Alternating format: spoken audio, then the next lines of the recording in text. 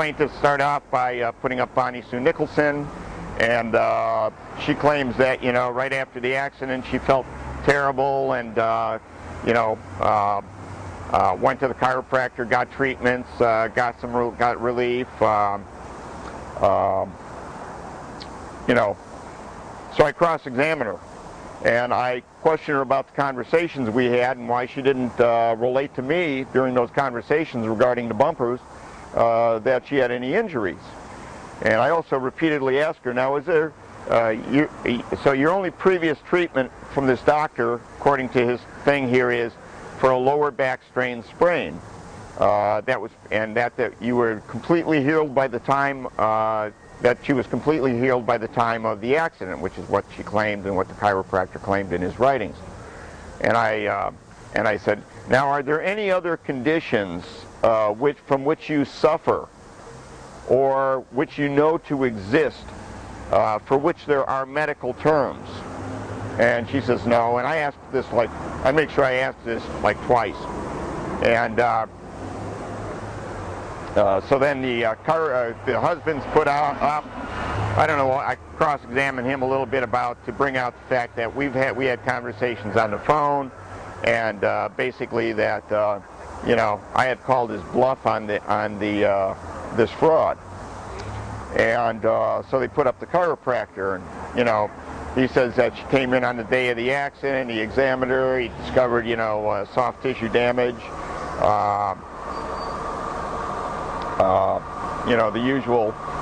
So I cross-examined him, and I cross-examined him first on his first 3 medical records, which, unbeknownst to him, apparently I've got on my desk, the real ones out of his trash. So I have him read into the record from each of these 3 documents. And by the way, I question him individually on each one. We start with one, then the other, and then the next.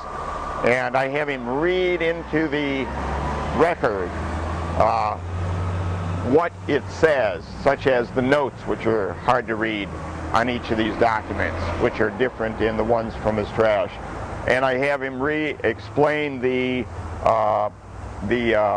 limitations of motion and what the check marks mean. And basically what he says is, well, one X or one check mark means that there was a pain at the end of the limitation of motion. Ow, like that. 2 checks would be it was ow, kind of like that. And then 3 was, well, it was so severe that we had to stop the test for a little bit. I went, okay. So I asked him, I says, now doctor, are there any other conditions for which there are medical terms which might exist, for which he may or may not be being treated for, and for which he may or may not being suffer? Are there any medical terms for any other conditions you know for her to suffer from or to exist with her? And he said no others. And I confirmed, now your only previous treatment was for a lower back strain sprain, and is that the correct medical term for that? Yeah. Now doctor, did you take any notations of any of these examinations on any other pieces of paper? In each case, I asked him, on each individual. No, this is the only record I recorded these examinations on. Okay. So I asked him, do you have the originals with you by chance? And he says, yeah, I have them right here. I says, do you mind if we enter those into the record? He says, no. So he gives me the originals.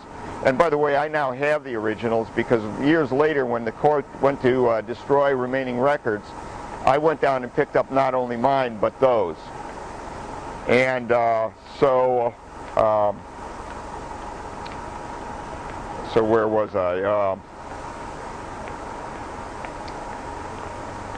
Okay, so I took those 3 examination records, the first 3, and I took them over to the clerk. They had them numbered, they had them entered, and then I put them on. I took them and I put them on the judge's bench, and I says, now, Your Honor, I would ask that these documents be impounded by the court, not to be returned to either party, but to be held for the Attorney General's office for investigation of fraud on the court. Which is a real bold move. the judge goes, well, we're not going to do that. You can do it later. I was okay. So I go over to the side, far side from the jury, and by the way, when I say far side from the jury, okay, I think a good example of the distance I was from the jury is this building right here. Although we're looking through a wide-angle lens.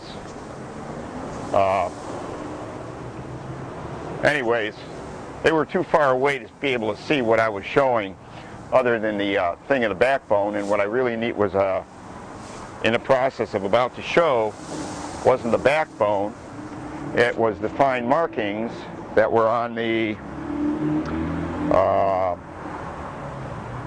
x-rays that are so faint that I actually had to draw arrows on them to even show them.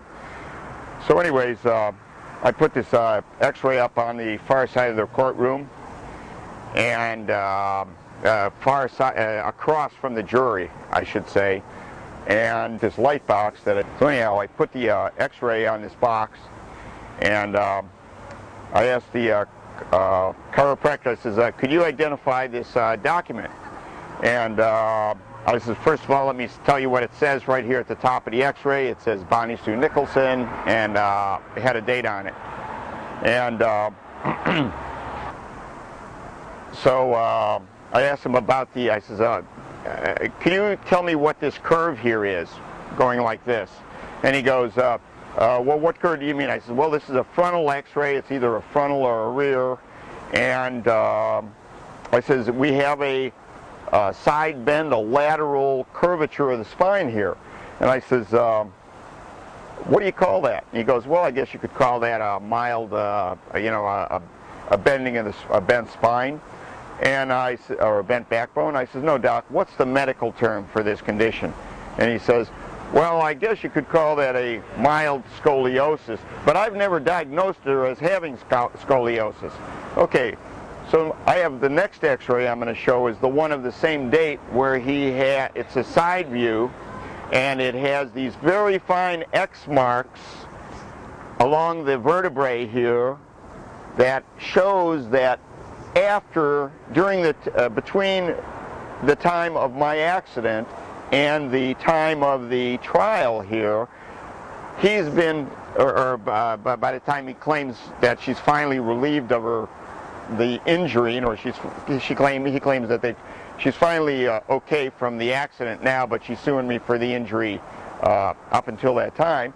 So I've got an x-ray that has these very fine little X's that he has put on the x-ray itself, and then I have another one where there are very fine lines on a frontal view and an angle written on it, which shows that he has intimate knowledge. In other words, I'm impeaching.